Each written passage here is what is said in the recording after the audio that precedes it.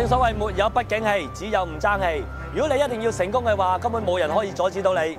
以下落嚟介紹嘅呢位朋友，佢從來唔相信運氣，憑住肯搏肯捱嘅精神，創立咗佢嘅一門飲食嘅事業。一齊嚟睇睇啦！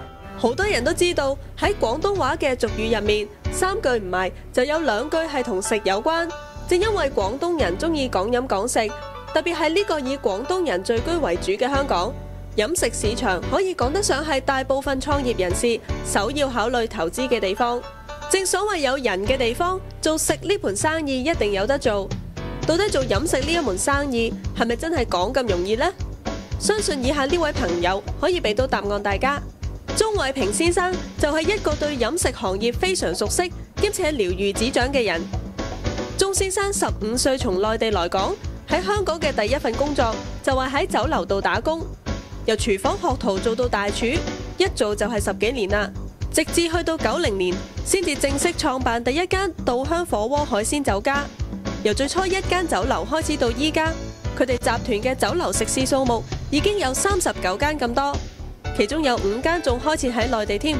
係咧，鍾生啊，點解你當初咧由廚房咧會走出嚟做生意嘅？因為咧，我哋做廚房嗰下咧，都見過好多成功嘅老闆咧，都係廚房出身嘅。其實自己學到咁上下咧，做咗咁耐廚房嗰下咧，做到大廚嗰下咧，都希望有機會去創業同埋嘗試嘅。所以咧，我就喺90年咧開始去做生意啦。因為做廚房自己可以控制到，所以會覺得控制一盤生意咧都會比較容易啲啊。係啊，同埋喺出品嗰度啦，同埋喺採購嗰度啦，好多方面咧，我哋有個經驗喺度啦。所以咧，我覺得咧，我哋廚房出嚟咧，可能信心啊會大好多啦。雖然今時今日鍾先生嘅飲食集團生意做得有聲有色，但係每一個成功人士背後，多少都有一啲不為外人道嘅辛酸經歷。鍾先生同我哋講，佢當初由廚房走出嚟搞生意，都以為只要靠經驗同對行業嘅熟悉，就可以做好一盤飲食生意。嗱，做呢門嘅飲食生意啊，你嘅企業精神係啲乜嘢呢？肯搏肯捱肯創新，國家爭鳴一條心咯，我哋。咦，咁押韻嘅？係啊。有冇具體意思㗎？有，當然啦，我哋做乜嘢都要努力㗎，係嘛？努力之外咧，我哋要不停咁創新，與時並進㗎。咁公司大咗之後咧，我哋都要團結㗎，係嘛？我哋好講團隊㗎，係嘛？唔係大咗就分開咁樣咯。所以我哋好注重呢個企業精神。就係憑住呢份肯搏肯捱嘅精神，鍾先生終於由一個對行政管理一知半解嘅廚房師傅，慢慢成為一個飲食集團嘅最高統帥。佢除咗不斷去學習自己唔認識嘅行政同管理工作之外，亦都有一份大膽創新嘅精神。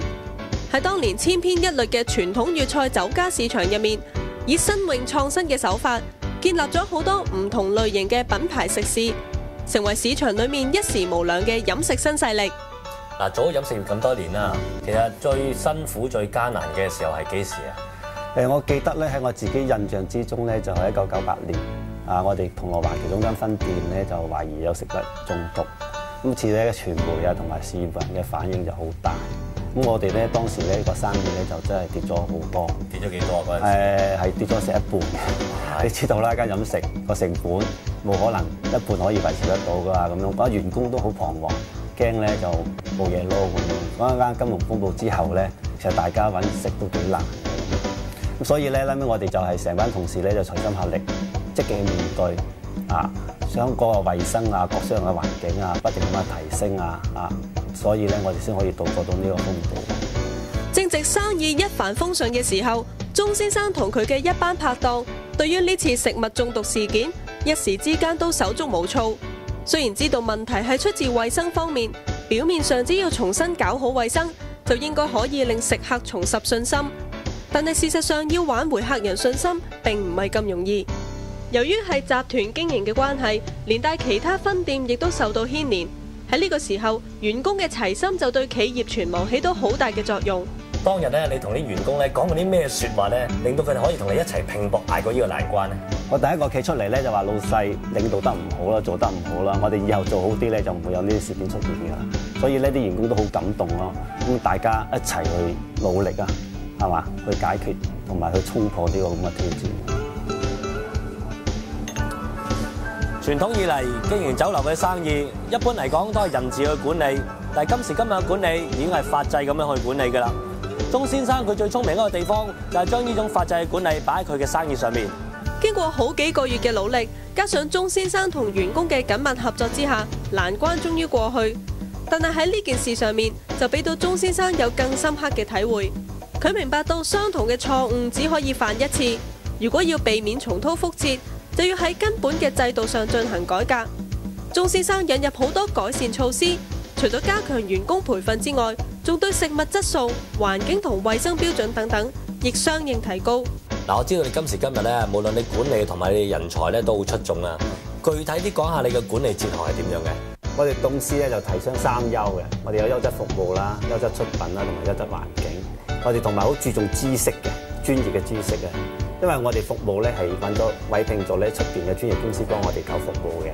我哋出品咧，我哋靠物流中心幫我哋營運同埋培訓班師傅。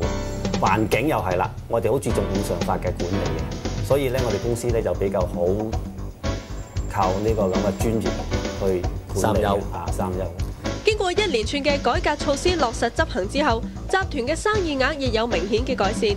就算喺幾年前沙士爆發期間，鐘先生嘅飲食生意亦都冇受到太大嘅影響，足見佢嘅努力係一啲都冇白費。對於鐘先生呢種不屈不撓嘅精神，就連一啲飲食業界嘅老前輩亦都另眼相看。聯邦集團老闆程先生，同時亦都係鐘先生嘅良師益友，就對呢位後輩有咁嘅評語。始終我覺得佢嘅人咧就即係好敬業樂業啦，同埋咧就唔係話有少少嘅成就咧，就好似幫一世啊，或者有啲驕傲啊咁樣，即係仲係佢咧，仲係好似覺得佢自己咧有少少成就都好，佢都要希望能夠自己不斷求進，不斷提升自己。咁呢點咧，我覺得咧呢個後生仔咧，當時咧，我覺得咧係值得去栽培，同埋咧值得俾多啲寶貴意見俾佢。能夠得到前輩嘅嘉許同埋市場嘅認同，鐘先生唔單止冇自滿，反而令佢對飲食行業嘅發展更加充滿信心，同時亦令到一班同佢一齊努力奮鬥嘅員工有所得着。鐘先生認為，要令到全世界嘅遊客都認同香港呢個美食天堂嘅地位，一定要喺栽培人才方面入手。只要有好嘅飲食業界精英代代相傳，香港嘅飲食市場先至可以健康咁發展落去。嗱，我知道你加入咗呢個機構好耐啊，你覺得鐘先生份人係點樣嘅？對我哋好好啦，同埋肯俾機會啲員工咯，點樣去發展啊嗰啲咯。你以往有冇喺其他嘅飲食機構裏面做過㗎？都有，即係就冇呢度咁發展個機會冇咁多咯。對於大部分員工嚟講，鐘先生唔單止係一個非常體恤下屬嘅好老闆，而且亦都係一個非常值得模仿學習嘅對象。我喺鐘生身上學到嘅就係做事要好拼搏啦，樣樣嘢都要親力親為啦，同埋最重要一樣嘢就係要夠堅持嘅。呢個亦都係我哋集團嘅精神。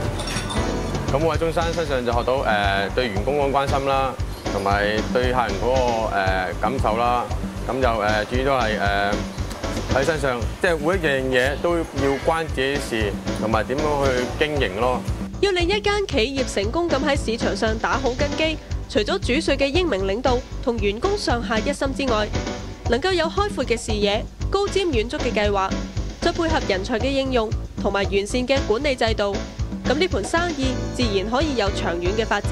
對於專注喺飲食行業默默耕耘嘅鐘先生嚟講，佢嘅發展大計又係點嘅呢？其實喺嚟緊嗰幾年咧，你哋將會點樣發展嘅？我哋咧注重喺珠三角，因為我哋公司咧個知名度同埋個經營策略咧，我哋覺得好適合喺尖沙角扎根。點解會覺得喺嗰度扎根係好嘅？無論係交通啦，我哋嘅管理啦，同埋配合我哋成個物流中心嘅發展啦，我哋覺得喺珠三角咧係最好嘅地理嘅因素。從一名窮小子經歷幾十年喺飲食業界打滾，去到今時今日成為香港其中一間大型飲食集團嘅主帥，鐘先生個人所付出嘅努力係毋庸置疑嘅。最難得嘅就係佢嗰份永遠向前、永遠渴望進步嘅精神。佢經常鼓勵下屬多學習、多進修、多接受新事物，先至會令到自己同埋業界一齊進步。唔知佢喺做生意方面又有乜嘢成功之道可以同大家分享呢？我哋公司好注重專業化同埋制度化。咁我哋專業嗰度咧，我哋好注重培訓。我哋所有員工咧都經過培訓咧，同埋持證上崗噶。我哋制度化咧，我哋好有標準嘅，我哋好統一嘅。咁樣我哋嘅成功之道咧，就係走專業化同埋制度化，呢啲就係我成功之道。